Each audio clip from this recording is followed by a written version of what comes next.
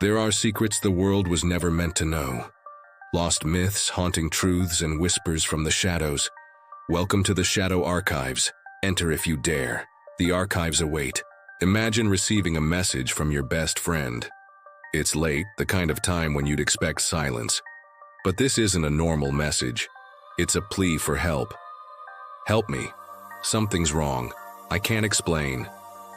And then, they vanish. No calls, no replies, just silence. Tonight we explore a chilling tale of friendship, fear, and the unknown. This is The Last Message. Welcome to the Shadow Archives. I'm your host, and tonight we dive into a story that will make you question how well you truly know the people closest to you. Stay with us, but be warned. Some messages are better left unanswered. Sarah and Emily had been best friends since college. Their bond was the kind people envied. They knew each other's secrets, their dreams, their fears. Sunny afternoons in the park were a frequent retreat for them, filled with laughter and conversations that carried the weight of trust. That day, the sun filtered through the trees, casting golden light on their faces as they sat on a weathered park bench. Sarah scrolled through her phone, smiling at pictures of their adventures, while Emily animatedly described her plans for the future. It was a moment of simple joy, the kind you don't realize is fleeting until it's gone.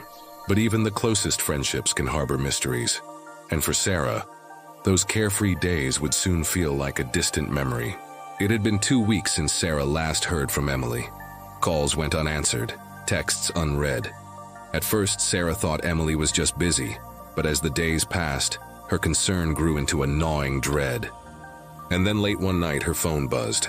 It was a message from Emily, short, cryptic, terrifying. Sarah read the message over and over. Help me. Something's wrong, I can't explain. The words sent a chill through her. She immediately tried calling Emily, but the line was dead.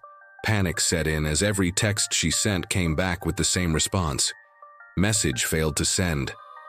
Emily, what's going on? Sarah's mind raced. She tried to convince herself it was some kind of prank or a glitch, but deep down she knew something was very, very wrong. The next day, Sarah drove to Emily's apartment. The hallway leading to her door was eerily quiet. The faded wallpaper, once a soft cream color, was peeling at the edges. The fluorescent lights above buzzed faintly, occasionally flickering and casting long, uneven shadows on the scuffed floors. She knocked on the door. No answer. She called out, her voice trembling in the stillness. Nothing.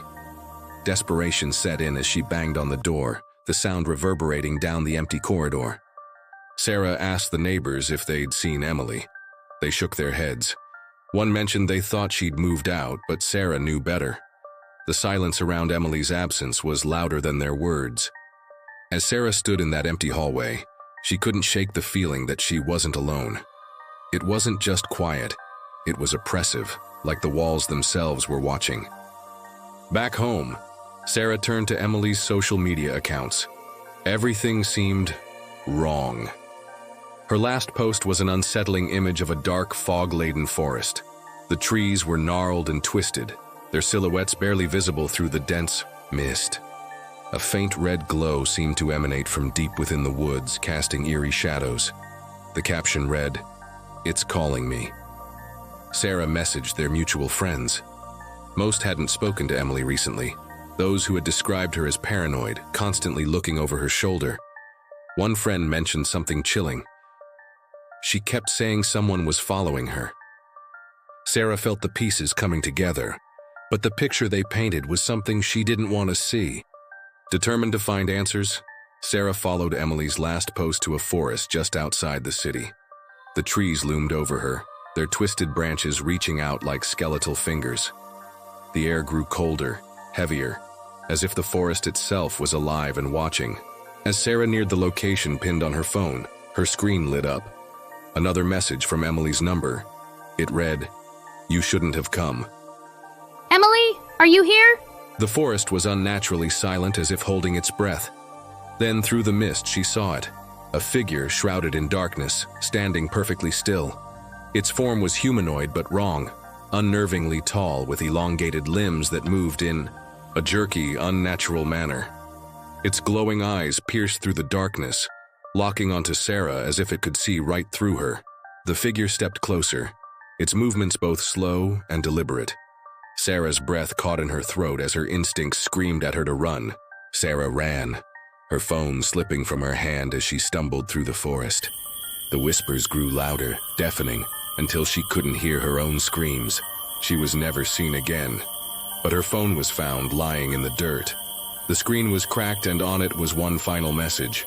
You're next. Sometimes the last message isn't a cry for help, it's a warning. One you'd be wise to heed. Thank you for joining us on this chilling journey.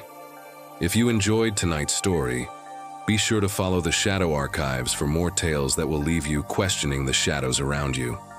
Until next time, stay safe and stay in the light. The archives remain open.